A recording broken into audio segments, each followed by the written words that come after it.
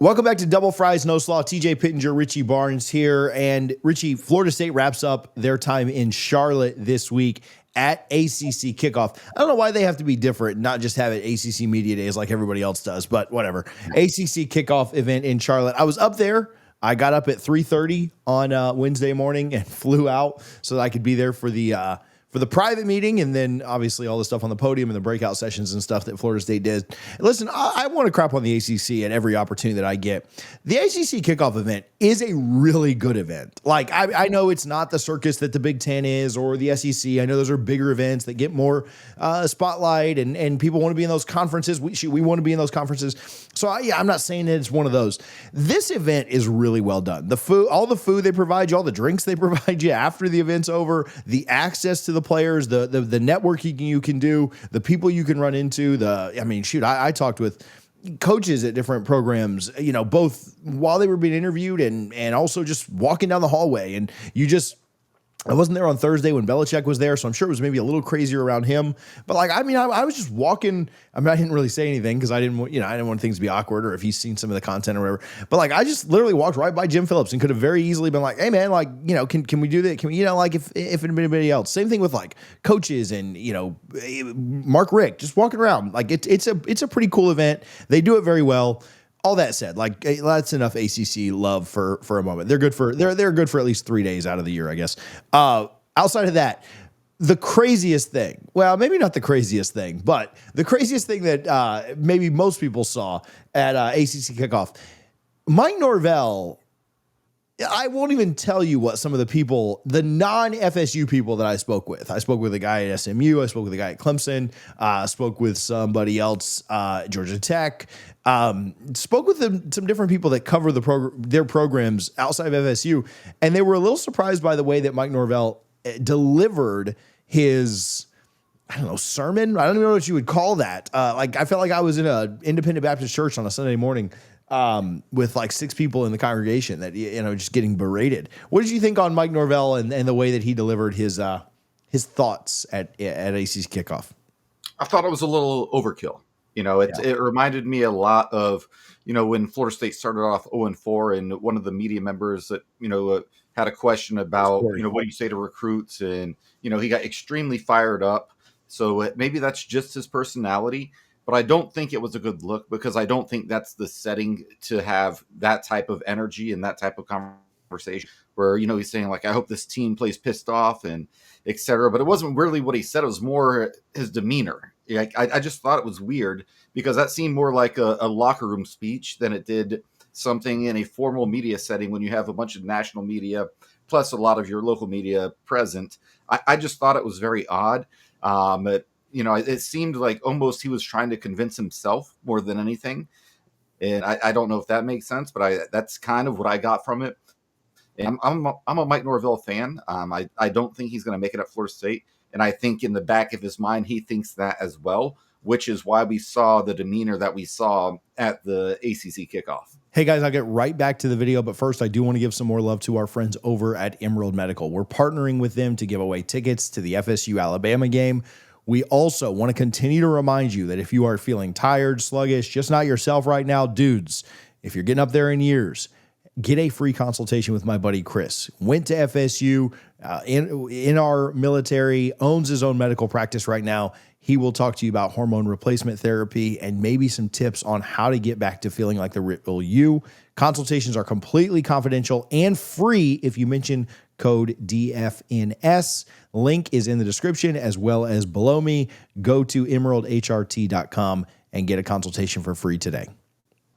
Yeah, it was definitely strange, right? And I agree. I think it was 100%. And he was asked about it on the ACC network. I think he was asked, you're pretty fired up there, coach. What's going on today? We'll keep this PG, but I saw some good jokes. I saw some good people talk about. Mike basically just said, "Look, I'm really passionate about this. Anything I do with my heart, whatever." Those are good answers. Those are good coach speak answers. It was 100% because we saw him look like a kicked puppy dog, for all of last year. Sad puppy dog on the sideline who looked like he just wanted the year or life or whatever to end. And I think he was trying to give us a new image of himself. to me, it was such a departure from like his normal character. He wasn't like that in any of the breakout sessions. He wasn't like that when I walked by him on Radio Row when he was being interviewed. He wasn't like that when he was standing off to the side just talking to people. He wasn't like that when we kind of had the private meeting with him before the podium. And so, I had just spent 25 minutes like from me to my camera away from him, like literally the width of a table away from him. And he wasn't like that at all. And then we literally walk out of that room, which is right next to the podium room, walk into the podium room. They say, hey, welcome to day 2 at the ACC Kickoff. Here's Mike Norvell. And I was just like, Doug, that's not the same guy that was just like that we just talked with. And then we walked back into that same room right after Mike and the guys were done. And he was just kind of like normal, answering questions, talking face to face. So yeah, it was definitely strange. I'll say this at the end of the day, I'm not railing on him. It doesn't matter. Like the tone of his voice doesn't matter for how Florida State plays this year. What I wish he'd have been like that post the snub.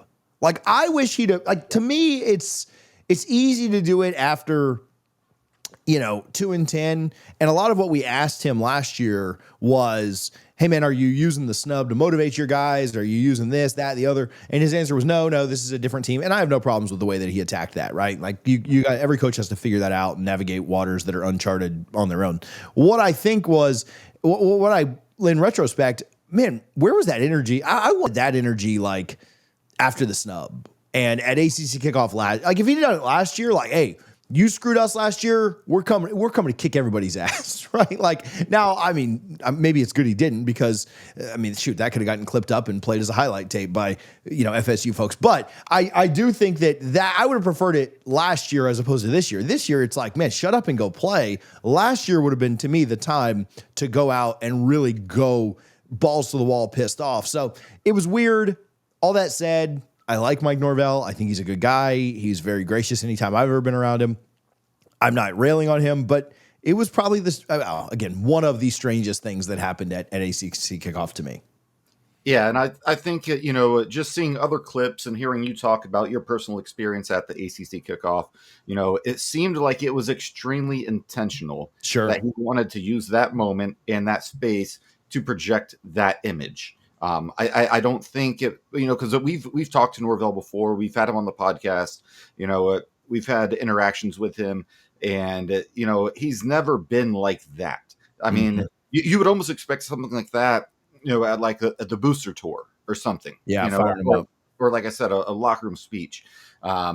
It just didn't make a lot of sense. And I'll admit, I did not watch any of their coaches at the podium.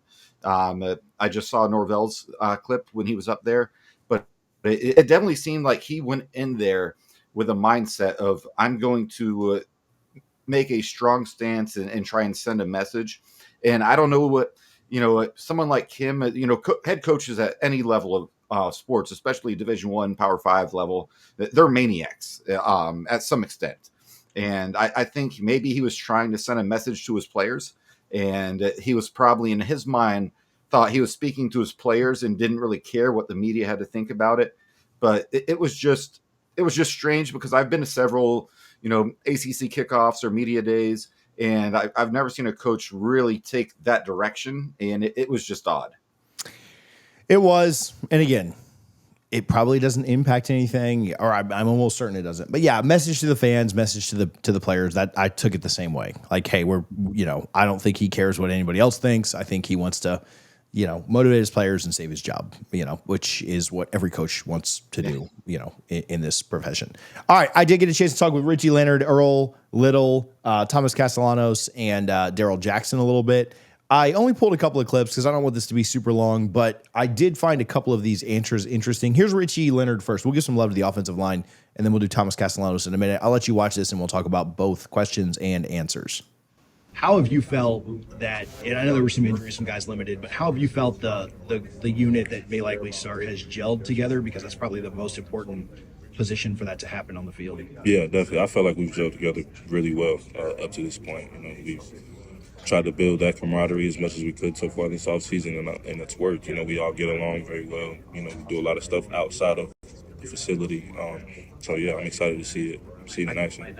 I think you've played under 4 O-line coaches because Florida had 2, Coach Atkins last year, Coach Hand this year. What does Coach Hand do specifically that has you really excited for this year and your development? Yeah, his knowledge of the offense and the type of teacher he is something that really excites me. It makes me happy to come in that building every day, and I'm excited to see how it goes. Yeah, the two biggest questions I have, Richie, on the offensive line is one, how quickly can 5 guys gel together? Now, of course, Richie's not going to sit there and say, oh man, we don't even like each other. Like of course he's going to give a positive answer, and that's why you can only take so much with you have to take so much of what they say with a grain of salt, because they're not going to answer like, oh yeah, we have no chemistry, no camaraderie or anything. So you take things with a grain of salt. I that's a big question for me, and I obviously prefer him to answer positively than negatively, or man, we're really trying to figure it out because guys were hurt or anything like that. The questions are, how quickly can they gel together? And then 2, how quickly can they understand what Herb Hand is trying to teach them, right? How quickly can they be ready to go and understand the concepts and understand the system and understand the scheme to go out and play? Because you don't get a break, right? You don't get East Texas A&M week 1. You don't get Kent State week 1. You don't even get like a Georgia Tech or a Virginia week 1. You're playing one of the best defenses and one of the best defensive lines in the country. And fortunately, that's at home, but they do have to pick it up really, really quickly. And so I think those are my 2 big questions. I'm not going to tell you that, oh man, I'm not concerned at all, because Richie Leonard told me both things were positive. But I do think that those will be the things we kind of find out about first, how well that offensive line works together, and also how well they can do what Herb Hand's asking them to do. Yeah, and I think anyone who's been to any type of media day, whether it be the ACC Kickoff or just a FSU media day, all the answers for the most part are going to be fairly positive. I am 1,000% sure that the sports information department coached up these players heading into the ACC Kickoff to make sure that they answered them in a positive manner. One huge benefit we have that Leonard did not mention is the fact that Gus Malzahn wanted to bring him from UCF with him. I think that's a big deal, because if your O-line coach and your offensive coordinator are on the same page, it makes it much easier to coach these kids. And we've seen what a Gus Malzahn offense can look like at peak levels. And if he trusted Herb Hand to bring him in here, I think that's a huge deal. I agree that, finding these players to be able to mesh and gel together, unfortunately, you don't get, that warm-up game or tune-up game, whatever you want to call it. You go right into Alabama. But after that, the schedule eases up a bit, and maybe by week 4 or 5, you might actually have something on that offensive line. Granted, that depends on if this team or this unit, the team as well, but specifically this unit, if they can stay healthy. If that's the case, and you have, 2013, I go back to that a lot. It was extremely rare where you have the same starting 5. You have the same starting 5 on the offensive line for all 14 games. That never happens. It just doesn't. Not at Alabama, not at Ohio State. It's just, looking back at that time. But if you can have only 2 or maybe 3 different starting lineups on the offensive line throughout the season, that's a big deal, because we've had seasons where we've had 8 or 9 different starting lineups, depending on where they're lined up and who was starting. So I think that's a huge deal. But I do love the idea that Gus Malzahn felt confident enough to bring Herb Hand over. And I think Richie Leonard has a lot of potential if he can stay healthy. Let's listen to Thomas Castellanos. I'll probably pause this a couple of times before we watch the whole thing. I think he's answering 4 questions here, but we'll listen to at least 1 or 2 and then talk. Been vocal on it some, but besides the comments, even there's a little more juice when there's a big opponent week 1, I would assume. Oh no, most definitely. I think. Well, I know for a fact that the community, the fan base, everybody will come out. It'll be loud, and it'll be amazing atmosphere. How do you balance not getting too hyped in that moment? You played with composure against, ranked FSU teams the last 2 years, so you've been in big environments. You've played against big opponents. How do you balance that? Oh, I'm on their side now, so I don't think I need to balance anything. I think my energy or the team energy will feed off their energy, and that's why if they're watching this, they come up, they come out there, they show up, and they be loud, and they bring in a crazy atmosphere. We feed off that. I feel like the team, the players, we feed off the energy that the fans and the community bring. So think it'll be good. I mean, like Coach Norvell said earlier, you just got to go out there and do it. I mean, this is for just talking and letting you guys know how we feel and our opinions and stuff like that. But at the end of the day, you can say whatever you want to say. You can act and have all the eyes on you, but you still got to go do it. I think Arch Manning says it best. Like he say he has all this attention and all this stuff going on, but like at the end of the day, you got to go do it, and you got to go show the world how talented you are and what you're capable of. So, I mean, at the end of the day, just do it and go show the world. You've made some pretty dynamic plays, and at times, how do you balance when to make those dynamic plays, when to kind of stay within the system? How much freedom has Coach Norvell given you to, hey man, when you see it, you go, you do what you feel is best? I think big plays, people don't understand. Like big plays come from just big plays happening. Like you don't just go up, oh, okay, this play I'm gonna run back 30 yards and I'm gonna throw the ball. Like it just happens. So if somebody go out there with the mindset, oh, I'm gonna make a big play, it necessarily don't happen. You kind of just stay calm and be poised, and the big plays present itself. Never going out there trying to do something crazy or trying to make an exotic play or a magicianal play. It just happened. So just going out there and just being poised and staying calm and playing within the system and the offense, I feel like it's going to happen. The big plays are going to come, and it's going to happen, just on his own originally. So I ended up just playing all four. A couple interesting thoughts, and then I'll kind of get what you think. I liked the way that he's gotten so much attention for the Arch Manning, the Bama comments and the Saban stuff, and then tripling down on it this week.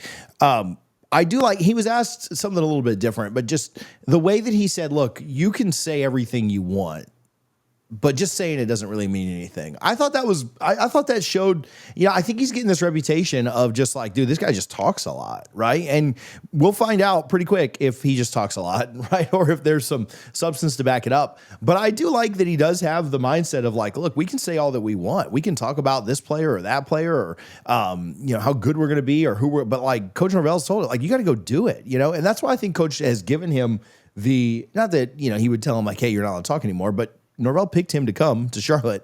I think that's why Coach has given him the freedom to go out and talk, because he does understand, these are just words, right? We got to go back it up. I like the comment about not being rattled, because now, the question before that was specifically about playing in Doak and in front of a huge crowd and the atmospheres he's played in before. So when he answered that, he said, "Oh, well, I'm not worried about channeling too much energy or hype or anything, because the crowd's with me. Like, who cares? Like they're on my side now. I don't have to play against it this time. Like he had to play against a sold out crowd, sold out, with the renovations in 2024 when Boston College came to town."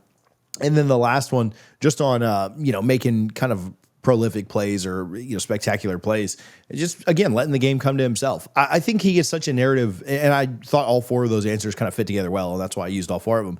But I think the narrative around him is, man, he just talks a lot, right? Like, he doesn't back anything up. I do think the head that's on his shoulders, like, he is pretty smart, and he kind of knows like what he needs to say to motivate people, what he needs to say to go viral or whatever, but also has the pretty good head on his shoulders of like, look, I'm not trying to force things. I'm not worried about being overhyped. Like, you just go out and play, man. Like, the crowd's behind you, you go play. And then look, we can talk all we want to when you're at an event like this, but that doesn't really mean a lot. If you don't go out and play, he mentioned Arch Manning. Like, Arch gets more hype than anybody in college football right now. Maybe deservedly so, maybe not, but whatever.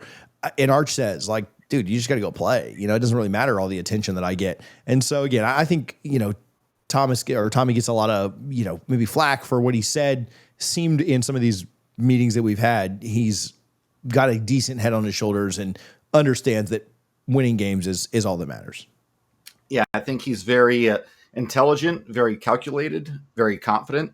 And you saw all of that in that clip right there. He hypes up the fan base and talks about the Florida State community. And, if you're a, 60-year-old fan who's had a season tickets for, 30 years, and you hear your starting quarterback saying things like that, that gets you excited. That says, you know what, maybe I will get up to Tallahassee an extra weekend this year, or maybe 2 extra weekends this year, just because that's a guy that I want to go support. And while he exudes confidence, I didn't take anything he said as cockiness, right? Even when it came to the Nick Saban thing, I think, again, he knew that would go viral, because, again, I think he's a very intelligent guy, and I think he was sending that message to his teammates. So I really love that. And, the fact that he ended it out by, kind of mentioning how you said, it doesn't matter what anyone says, you have to go out and do it and show it on the field. I think he's just, I really like him as an individual based on the very limited interactions I've seen with him, basically only on videos like you just sent, or other interviews that have been posted. But I think he definitely is a confident individual in his ability. And, I loved his answer. He's like, you don't just go out and make a big play. He's like, it just happens. It's one of those things. And unfortunately, we all saw it all in 2023 when Florida State and Boston College played, when he was doing nothing but making big plays. Luckily, Florida State pulled that out. Not that it mattered. But I do think he understands the audience. He knows how to read a room. And he knows the message that he wants to convey before he even steps to the microphone. That's kind of what I took away from that. One thing I thought about when we talked about the Alabama comments and the Nick Saban comments a ton is, I think, and I like Pete Nakos a lot. I'm not implying that he did anything shady at all, but I do think there's this narrative out there of awful 2-10 Florida State has to take on this Alabama machine that, how in the world can you ever hope to win that first game? And I'm not telling you that I think Nakos asked it in that way, but I do think that narrative is kind of what the college football world thinks. I love that, though. It's got no chance in this game, And so I think these players are tired of hearing that. And so again, I'm not saying that Nakos asked it in that way, because shoot, any kid would get mad at you if you did and probably leave the interview. But I do think that maybe some of his comments are because, like, hey, let's let people know that this is still Florida State, right? Are we in a different spot than we maybe would prefer to be in? Sure. But this is still FSU, right? And you're not going to have this narrative around us that's, hey, you're awful. And if we are, we'll own it like last year. But I do, it's kind of speculative for sure. But I think some of his answers, some of his comments towards that could be like, yeah, man, we're going to stick up for ourselves, right? Where, somebody comes and cusses you out in the face, you're gonna stand up for yourself, right? Like you're gonna say like, oh, this is what I really believe or think. So yeah, I don't have a big problem with it. Overall, good event, good time at ACC Kickoff. Next year we'll try and get you back up there, Richie. Absolutely.